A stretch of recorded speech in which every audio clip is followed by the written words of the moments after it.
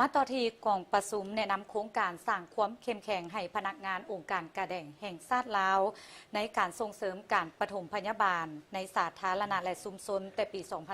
2026-2028 โครงการระยะที่ 3 ซึ่งกองประชุมดังกล่าวได้อัดลงในตอนบ่ายมื้อนี้ 10 เมษายน 2026 ภายหลังดำเนินมาแต่วันที่ 6 เมษายน โดยการเป็นประธานของท่านคำลาวันจันทรวันประธานองค์การกระแดงแห่งชาติลาวมีผู้ต่างหน้าห้องการกระแดงแขวงนครหลวงและภาคส่วนที่เกี่ยวของเขาห่วม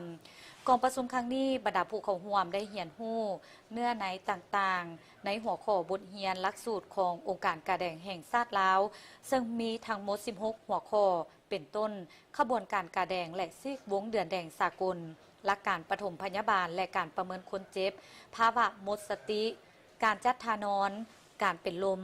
การช่วยชีวิตขั้นพื้นฐานหรือ CPR พยาธิหัวใจขาดเลือดกระทันหันพยาธิเส้นเลือดในสมองการสักการสมัครสิ่งแปลกปลอมอุดตันทางเดินหายใจ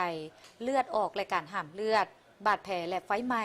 กระดูกหักและคอพลิกการเคลื่อนย้ายสัตว์กัดแม่งไม่ตอดการปฐมพยาบาลทางด้านจิตใจและการฝึกปฏิบัติเหตุการณ์จำลองหรือแสดงบทบาทสมมุติ